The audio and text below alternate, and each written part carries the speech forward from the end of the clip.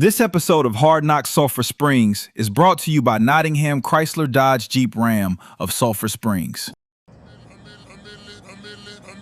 Let's do it, boys!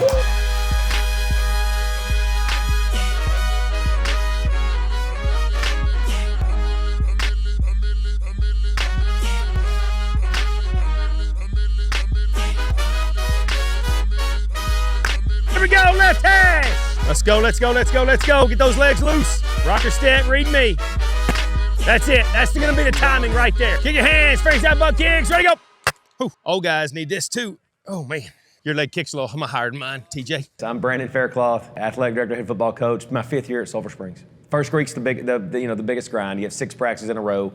You won't ever have 6 in a row the rest of the year, and so that's just the grind of fall camp. And next week we'll only practice 4 times because we'll have a scrimmage Friday night, and so it's just kind of surviving these 6, kind of establishing your foundation. And you can't ever relax. You can't ever take your foot off the gas. It's just, we've had 2 great years. I think we've been 20-5 the last 2 years.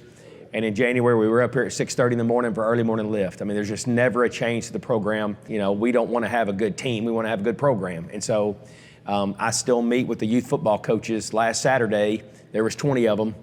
We're getting our youth ready to go for football. The program never changes. It is what it is. And so early morning lift, track and baseball after school, 7-on-7 in the summertime, 2 hours a day working out in the summertime. I mean, we got to develop. We got to be vertically aligned. And we've got to be just the urgency, just the word urgency always comes out because we have got to be urgent around here. Quick 3, hold, I rush, you give ground, turn your shoulders square, dump it to coach. 1, 2, 3, sit, there you go. Now, as I rush, you keep giving ground. He's gonna hit you. Hit the 10, boom, boom, boom. Just pat those feet, go, deuce, throw it on the line. Here we go. 3-step drop, pump, jog it out, stretch. Here we go, position, ready. Woo! Let's have a great day. Yeah, he's all right. He got a little mustache, he got a little stash. That's Unc right there, boys. Respect Quinn. Coach Dunn, we do not need you guys for these offensive specials. Imagine there's something for y'all to go do. Just know it, and then go. But this is something you have got to communicate with us in a game. If there's a dude sitting on the chains, you got to tell us, Coach, just call chains and go up. Hey, make no mistake, back in my day, I'm covering both of them. This would be locked down over here. You can still hand it. You're not wrong about handing it either. There you go. Nice. Go, RJ. Go, RJ. Go, RJ. You should have gone second. That's okay. We love you anyway. Take Quinn all night long. Free 5 right there. Good, Jackson Medlock. Everybody heard me say something nice to Jackson Medlock just then. Deuce, are you serious right now? Come on. Come on, buddy. Quinn. Good. You'd be down. But we're going to be cool right now. I've never really worked in a program where there wasn't pressure. And so to me, it's just like, when you get out of your truck every day, that's the challenge. That's the urgency of a coach is, man, we've got to find new guys. And in Sulphur Springs, we have plenty of guys. I mean, but it's, maybe a guy gains a lot of weight or a guy loses weight, and we've got to change his position and figure out where we can best, fit him into the formula. And so, that's my favorite part as a coach. Maybe some guy, we just plug him back into where he was, but we have guys change positions every year. And so that's kind of what I take a lot of pride in is just because we did it that way last year doesn't mean it's how we're going to have to do it this year. And offense and defense have to change too. When you graduate a senior class like that, well, you can't maybe do everything you did on offense or defense and special teams last year. And so you have to adjust your scheme. You have to adjust a lot of things. And so, it's just a formula every year. We've, learned it over the years. This wasn't our first time. I learned it from some really great programs as I was an assistant coach. And we've been able to do that, in places where I've been the head coach. But, Sulphur, credit to the kids for, man, they buy in. If we ask them to be here early in the morning, if we ask them to be here late at night, they do whatever we ask of them. And they believe in the program and we believe in them. And the results show. I would say we're focused on our defense right now. We lost 10 starters. And so, when you lose 10 starters on defense, man, you better focus over there and get those guys ready to play. Now, our JV was 9-1 last year and was district champions. And so, I think we've got some really good players coming up off the JV. They're going to fill in some spots and be very successful this year. But that doesn't mean they're ready to play right now. And so we've got to play football. We've got to get our defense ready to go because I just don't think you win championships without great defense. And so we got to be able to put a good defense on the field. Zane Pryor, sophomore linebacker, also plays running back. He's just a hard worker. Honestly, it's obviously extremely athletic, very physical, and just extremely coachable. And that's the one thing when you have a sophomore, that's the one quality I think that's the most important, is they've got to be coachable, because a lot of things are new. And so they're trying to figure it out, the speed of the game. You know, Zane's our Mike linebacker. He's got a bit of a leadership role out there as a young guy. And so to be as good a kid as he is, obviously Zane's highly intelligent, loves football, works extremely hard, but just coachable. And so, man, everything Coach Newton says, he does exactly the right way. And so I'm excited to watch him play. You know, but he's always been a good player. So, you know, we had him in 7th grade and 8th grade. In 9th grade, he was a wonderful player. And so just continues to work hard. I think got his first college offer this summer from Texas A&M, Texarkana. And so, you know, Zane's a college football player. There's no doubt about that. And just to watch him continue to mature, it's going to be a great next 3 years. And then Jackson Gasaway, I would say the same thing. I mean, just a great and unbelievable football player. Could probably start on offense for us. Both of them could. Jackson's an unbelievable wide receiver. Scored a lot of touchdowns last year as a freshman. But just back there at safety, just a ball hawk, very fast, physical. Really matured during the 7-on-7 season. Just being back there, he had a bunch of interceptions, bunch of pass deflections. I think a lot of guys trust him. He's always around the football. And once again, just very coachable. Coach Starks works with him every day. And man, he's always watching film, always trying to learn, and just doing his part. And I'm proud of both those guys. I mean, it's not easy to step in as a sophomore and play, but when you have the mentality that those guys have, and just the coachability and just great kids and intelligence, makes the transition a little easier.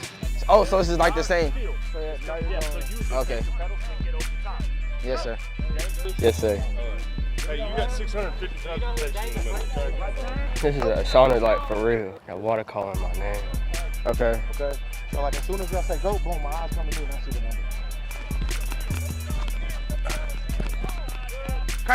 Crack. My name is Zane Pryor. I'm Jackson Gasaway. I'm a sophomore. Play free safety and receiver. Play running back and linebacker. What are you most looking forward to about being a Sulphur Springs Wildcat? Just the game, and overall, I'm just trying to see like the experience of it is. Cause I used to watch it. I used to, C.J. Williams. I used to try to be like him almost I used to try to be like him. And then like I get to play in it now. It's like I want to see what that's like. Thinking about gets my heart pumping. Being a kid playing for first grade and little peewee, and now I'm here, it makes me feel like real good. Ever since I was a little kid, always wanted to be out there with the big dogs. I'm gonna feel good. I'm gonna feel like I'm gonna be happy because like I'm out there on the field now watching it, like getting the experience of playing in that. When I was 5 years old, I was watching CJ. He had ran like a little stop and go into the end zone. We were playing, I think, community. We were playing him, and he had caught it, and he had pointed at me. And I have forever remembered that moment. I like to be aggressive. I liked it, being big. Watching film a lot helps a lot. Coach Logan and Coach Newton helps me every single day, taking step by day. I love playing for Coach Logan. He teaches me everything. He helps me with everything, makes it easier for me to understand. I feel like I'm the quarterback of the defense. The main purpose of it is just to stop the run. There's some big shoes to fill. I feel like I just gotta keep practicing, work harder, get to know everything, watch film, and get better every day.